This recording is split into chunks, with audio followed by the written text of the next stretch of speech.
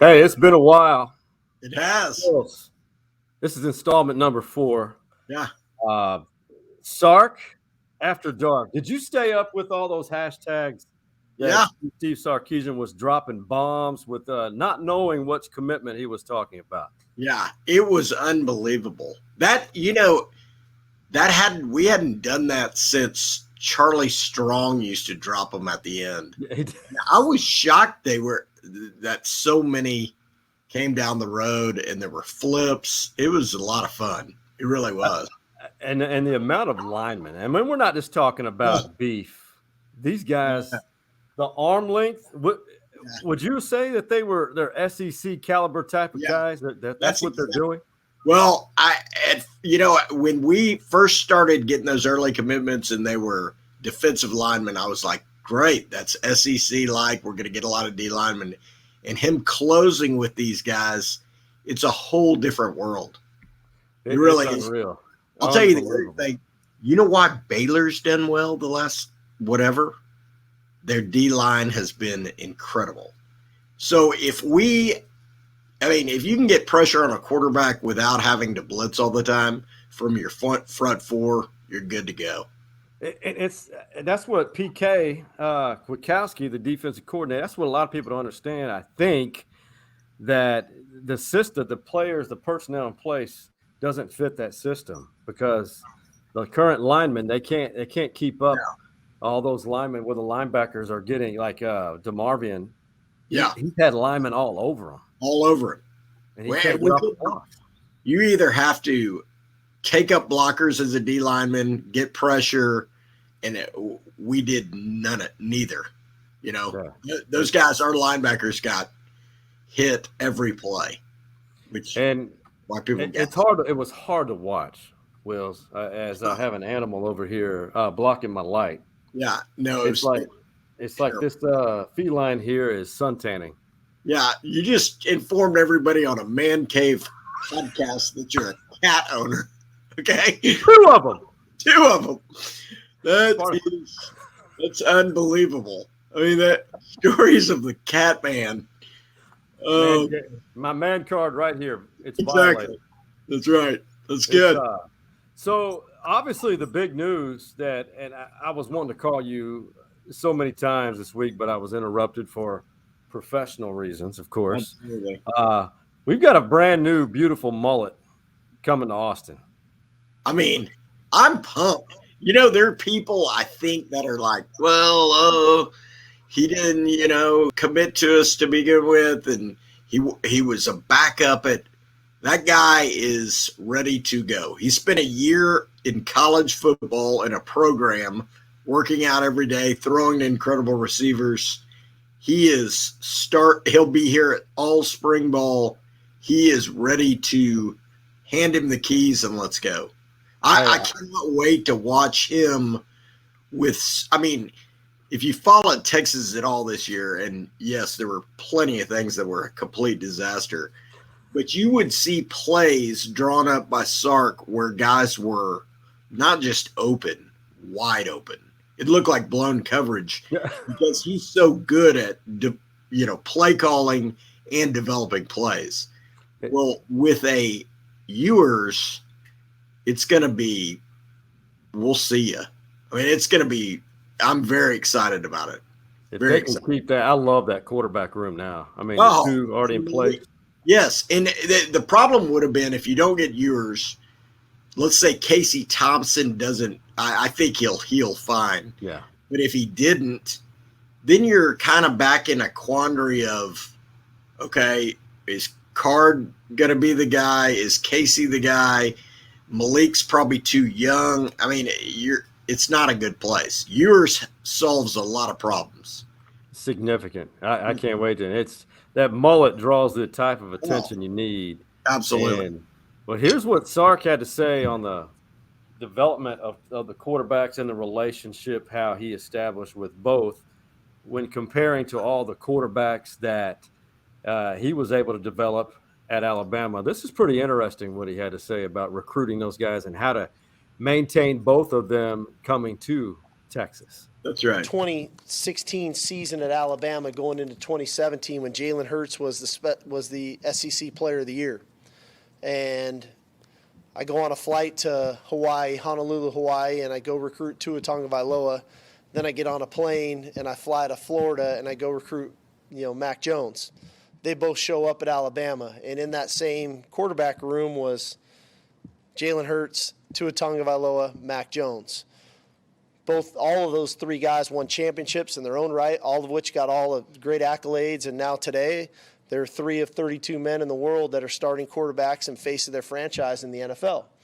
And that's no different than when I had Carson Palmer, Matt Leinart, and Matt Castle in the same quarterback room. And so we believe in our ability to develop the quarterback, and then I think that both these young men saw that.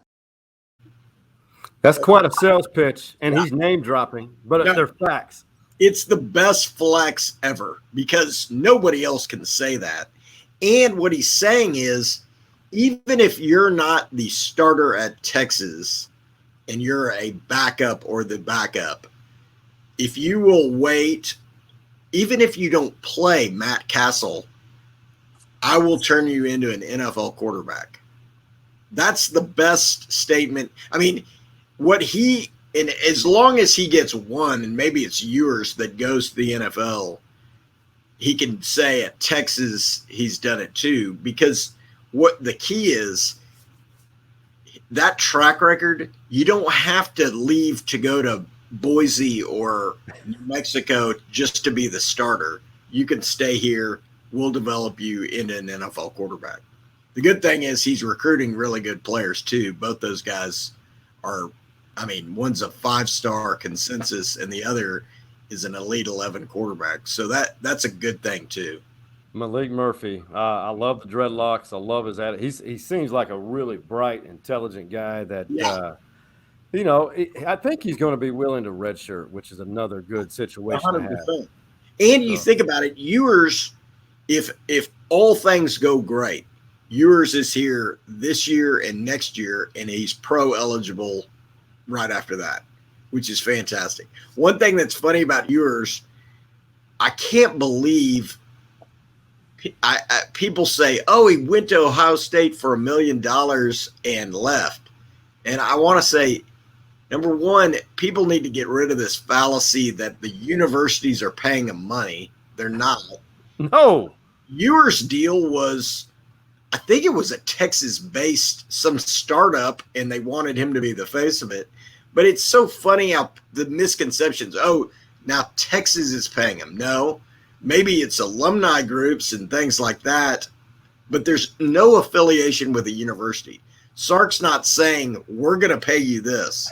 And it gets bannered about on a message board to where that becomes fact. And it's just it's the weirdest thing in the world. But if it's tweeted, it's always fact. Oh, 100%. 100%. And I even had folks at OU saying, hey, we're broke at OU, and then Texas is paying all these players. No, like you said, there's zero affiliation. That's right. It's just like a business can approach either one of us to endorse their product. Right. Which we've got a hell of a lot of NIL deals coming. I can assure you that. It's going to have it. I think we need you to step foot on the NIL forefront here and be 100%. A part of that. Yeah. Hey, but this is something I really want you to see. Okay. You're an Ozzy Osbourne guy, right? You bet, of course.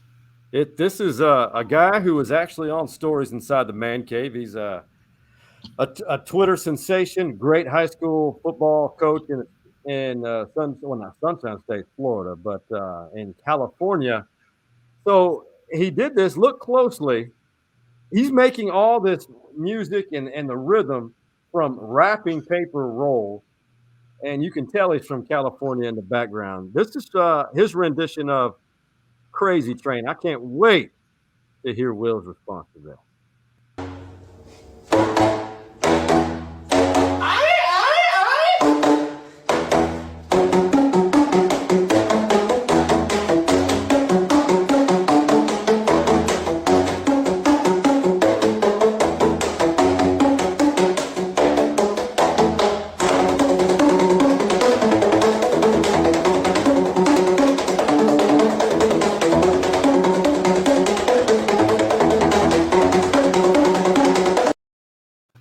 Solid. Solid. I'm not sure I know what I watched. How much time do you have on your hands to do that? And he's so artistic about it. He works out a lot. I can assure you that. He doesn't miss leg day. No, he doesn't. Unbelievable. Though the only thing, if he could have gotten like if he's a 2-cat man. I don't know if he's a 1-cat man or a 2-cat man, but maybe he could have gotten the cat to screech the I. Yeah, but that is unbelievable. Truly unbelievable. That was awesome. Yeah, Kurt Hines out in San Diego does a great job. Inspirational tweets and real life stuff that you go follow him on Twitter and follow Will Smith here as well. He's a good follow. Before we get out of here, because Wills has clients to meet and world issues to solve, we got to give a big shout out to, we're going to reveal our new sponsor. Here we go. Oh, I love it. Here we go.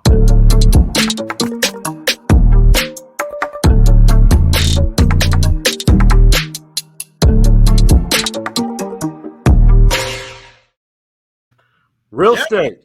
It's a big deal. That's right. Kevin. In the great city of Austin, Texas, Kevin Hutchinson. He's a former Trojan, by the way. Yeah, and I'll tell you let me tell you, that business is a good business to be in right there. Somebody called me the other day about looking for places in Northwest Hills, and they literally said, there's no places in Northwest. I mean, like, you can't. That the market is so hot. It's a good time to be in that business. Inventory is low. Yep. But this is a desirable location. And as you know, you could ask the price for your property. That's right. 100%. It's not a bad deal. It's a good deal. Your life is a neat deal. It's a Mac Brown neat deal. Very neat deal. It's so good. What are the Chizik's comments? Did you? Okay. Yeah, so I know. He weighed in. So Gene Chizik, that's right. Former defensive coordinator at Stephen F. Austin, former defensive coordinator at Texas, former head coach at Auburn, and Cam Newton. I like Chiz, but he was talking about NIL. And some disparaging remarks, if you will. About calling out UT in particular $50,000 because of the Pancake Factory to each old lineman, but yet he's owed $11 million. Right. I don't. Yeah. What's he talking about? Yeah. The worst thing when he did that, he got crushed by a lot of people. Manuel Acho crushed him, but they crushed him on, which I didn't think would be the front. I thought the front would be more about Cam Newton getting paid to go to Auburn, but they crushed him on, you're a head football coach who made XYZ. Why aren't these guys making XY? I mean, and the funny thing about the way NIL has gone is it goes to what you think it would, these big revenue sports. But I guarantee you, like the Clarkfield Collective, soccer players are going to get paid, and those aren't revenue producing sports. They just aren't. Right. They're going to get some. So again, it's very American. People get paid what people want to pay them. Right. And so what it'll kill, and people have yelled at me about this, and which is fine, but it is going to hurt your mid majors. It's going to hurt. I mean, it really is going to be not what school has the most money, what school alumni groups care the most to give money to players. That is the most overlooked fact of this. That let's take my alma mater, Stephen F. I even texted, I won't name names, one of their coaches of one of their big time programs.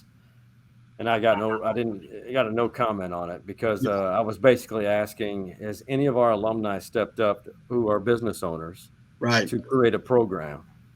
And the good news for Stephen F. Austin or just a mid-major FCS program is this.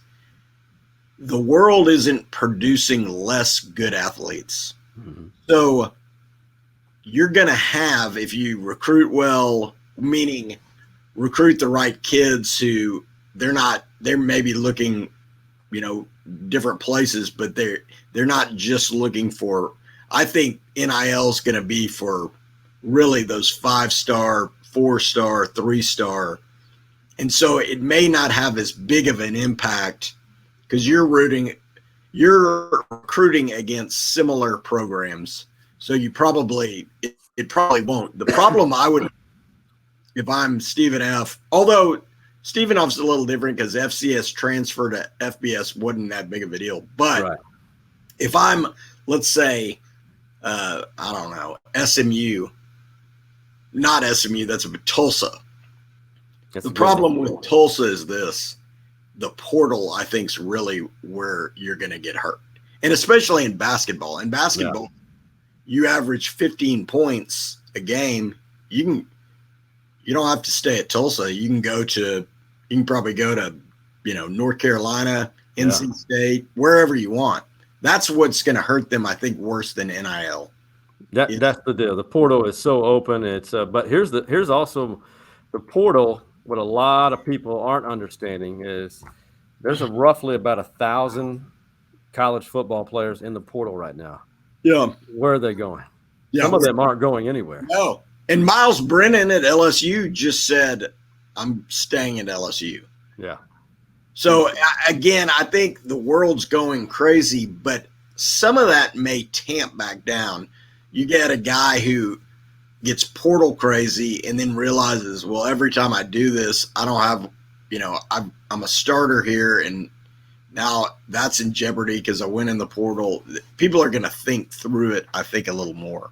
They have to. You really have to analyze, okay, I'm going to go to X program.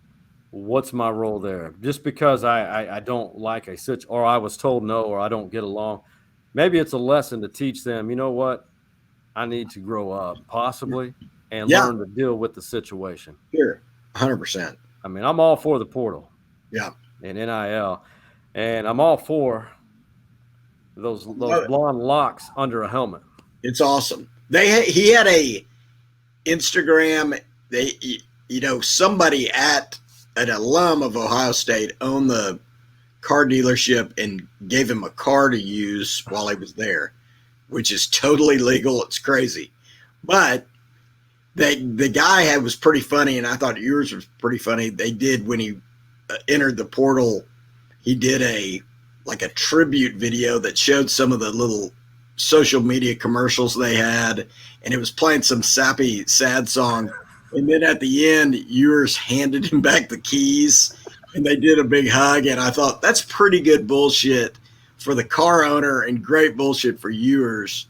That is pretty. And that, it said good luck, Quinn, or whatever. So I kind of felt good about the whole situation, that he's got pretty good bullshit. The mullet, I think this could be big.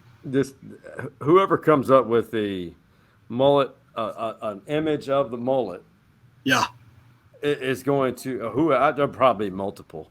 Yeah. They're going to make some money off that. Then you got to give 20-30% of that to Quinn. Of course. Probably well worth it. I think we ought to look into that.